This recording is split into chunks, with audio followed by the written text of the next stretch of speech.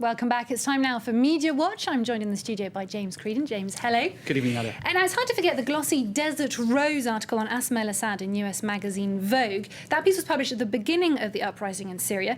It seems the journalist that wrote it now says there was a hidden thorn there. Right. She has changed her tune somewhat.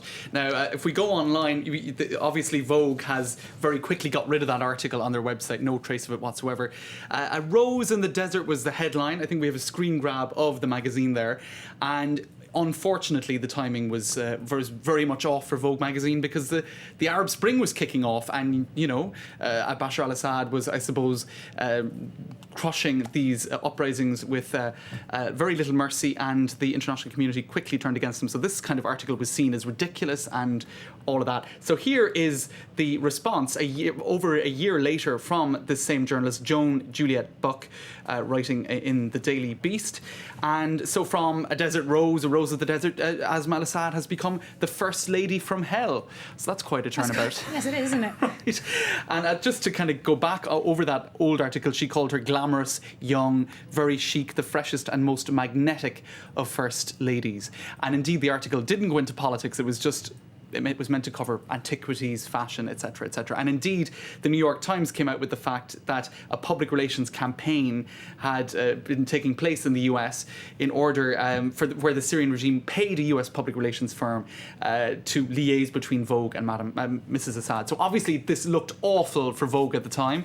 Anna Wintour has come out in the last couple of months very much saying that that Asma al-Assad is out of Vogue, haha. And now we have this article where there seems to be a total about turn. But the thing is, she's been very much criticised online, this journalist, for this rather awkward about turn, and also for some awkward uses of language in that article. That's right. Twitter users are having a field day with one particular sentence. Syria, the name itself sounded sinister, like syringe or hiss. Yes, What's that about? What was she thinking? Is this meant to be... She's digging the hole even deeper here, right? And so online, Twitter users jumped on a turkey. The name itself sounds fattening. That's actually Halagrani of CNN. And there was a whole hashtag on this, if I could find it up on top, countries by Vogue writers. And if I could find others, you had one which was particularly good. I think it was Congo. The name itself sounded like endless pulsating drums of the heart of darkness.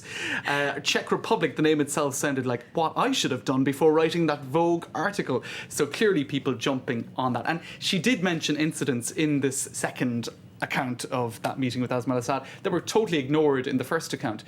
Incidents that don't portray her in a very positive light. For example, one weird moment where she met a group of young men at a reform centre and told them the centre was going to be closed down, which wasn't actually true. She was just kind of playing with their heads to see how sincere their welcome was for her. And it was a way of breaking through what she thought was a very stodged kind of encounter. Really strange stuff. And Asma al-Assad... It didn't make it in the article. No, it didn't make it into the first article, but conveniently made it into the second one, where she's trying to portray herself as more of a real, I suppose, kind of digging deep journo. Not making journos look good anyway. No. Speaking of Syria, Nicolas Sarkozy is reportedly unimpressed with how France has reacted under the new socialist government. That's right. No surprises there. This came out in Le Parisien yesterday, I believe, and he said, I was criticised, this is hearsay, he's reported to have said, this is how all of these Sarkozy sentences are getting to the press at the moment, I was criticised over Libya, but at least I acted.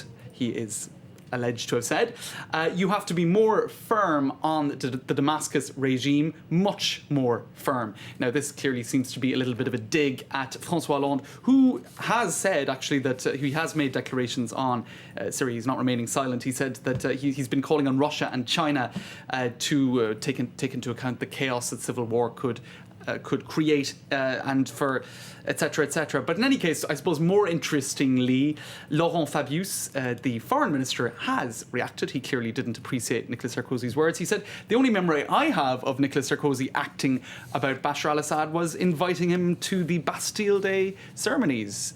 So I think that's a little way of Laurent Fabius saying... both sides can play that game. Nicolas, right, exactly. Okay, James Creedon, thank you very much Thanks, for Nadia. that. It's time now for web news, and after a 12-day hunger strike last year, anti-corruption activist Anna Hazari is staging a new protest and getting quite a following online.